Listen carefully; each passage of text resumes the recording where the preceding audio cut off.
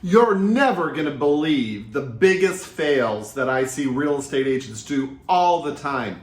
And some of these things make absolutely no sense whatsoever. My name is Chris Stafford. I'm a 30-year listing agent in San Francisco. I'm also a 10-plus year coach for real estate agents, specifically for listing agents that have a little bit of experience but are anxious about where their next deal is coming from so we can get them a consistent listing pipeline.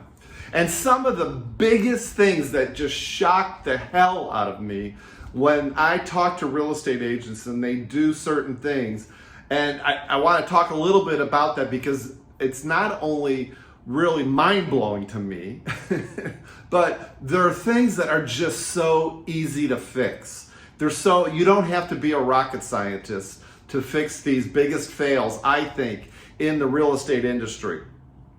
One thing is, believe it or not, I have so many real estate agents, some that I coach, some that I talk to. I'm talking to real estate listing agents all the time. And you won't believe that they're putting so much work and effort into finding listings. For instance, I have a coaching client who is door knocking. That's very hard to do. Most of us don't like to do door knocking, but consistently doing the work every single day, putting in the hours, knocking on doors, finding leads. And she will tell you point blank, I'm getting some really good leads. But you know what? I see this all the time happening. You're not going to believe this. She gets leads and she doesn't put them in their CRM. She doesn't follow up with them. It's the most bizarre thing that I've ever seen. When you get a lead, I don't care how you're doing it, whether it's through expired calls, or door knocking, or working your SOI, you have to be on that person and calling that person, practically every week and really staying in touch with that person. What is the point? Like I told her, I said, what is the point of actually going out there and doing all this door knocking if you're not going to put them in your CRM, if you're not going to task them, and if you're not going to actually follow up with them? The money is in the follow-up, and it's something that is just so important. That just blows my mind. Another huge fail, which believe me is the bane of my existence, and that is not being consistent in your marketing. When you find out what you're going to do from a marketing perspective, in my collective, one of the things that we do, my collective is my coaching program, one of the things we do is identify at least 3 ways to find listings, and then really drill down in those particular ways and really become masters at finding listings using those strategies. But if you're not going to do that consistently, that is a huge, huge fail. And I see this all the time with real estate agents. And one of the reasons why I have agents in my program that are like 5 years, and they've experienced 10 years, 20 years experience, one of the things that we pinpoint is that they're not being consistent with their marketing strategy. That is just the biggest fail. Again, similar to not following up or putting leads in your CRM.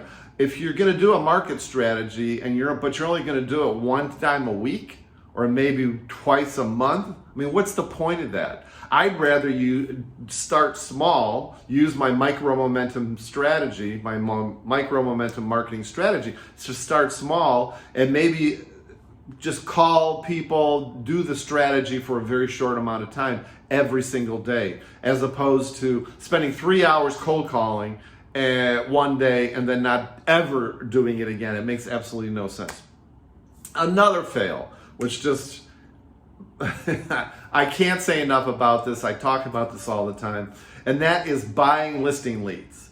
I have had it up to here with people who really don't necessarily understand how they should be marketing. They don't necessarily understand all the strategies that people can use without spending money, because that's what I'm all about. I'm all about, hey, not spending money, because I don't want to spend money to get these listing leads. But so people that don't necessarily know how to get listing leads, they throw money at the problem. And I have so many instances. I have coaching clients that I've worked with that spent up to $5,000 a month on Zillow leads.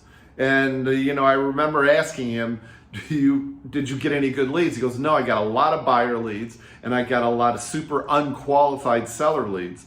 And I was like, okay, what's the point of that? So we weaned him off the Zillow leads, and then we started marketing strategies that he could do that really didn't cost hardly any money, and he did it consistently. He really doubled down on probates and out-of-area owners, and also his SOI, which he wasn't doing.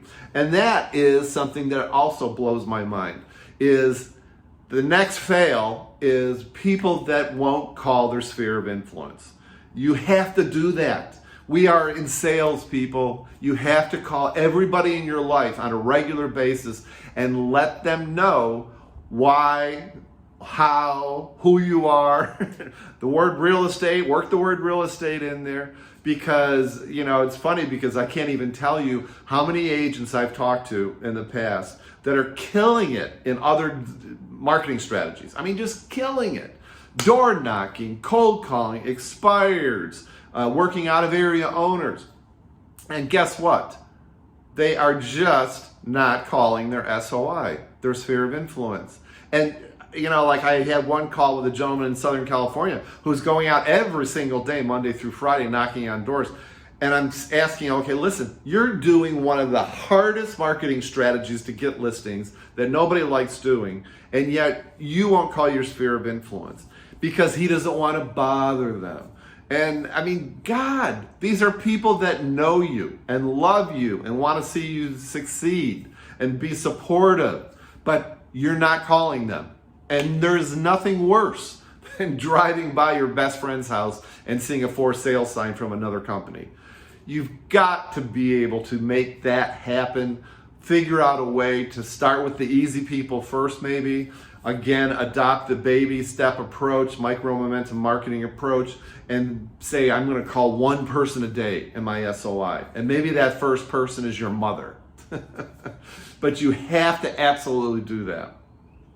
The last fail that is something that really everybody sort of rolls their eyes when I talk about this, but I think this is so important, and that is you have to know, why are you doing this real estate business? You have to have a vision for your real estate business. You have to have a mission for your real estate business. And for me personally, I still sell in San Francisco as a listing agent, and my mission is to help as many sellers as possible to achieve their dreams, because it brings me, number one, the greatest joy in the world. I've always felt that's why I coach people. That's why I love coaching real estate agents. That's why I love selling real estate. I used to be a CPA. That's why I loved helping my clients as a CPA, because I help them achieve their dreams, their highest aspirations. And guess what? It was amazing for me because I felt that I had a critical part of that success. So there you have it. It's super important that you absolutely find out what is your vision, what is your mission, put that in your business plan, staple it to your wall so you're looking at it all the time, because that's what's going to get you through those hairy, gnarly days when a seller yells at you or an escrow fails or they don't get the loan, whatever it is. So you can address these things without costing any money immediately by doing it today. Do this. Don't make these real estate fails that I see many real estate agents make. So fix these problems today and your business in 2025 is going to go to the moon.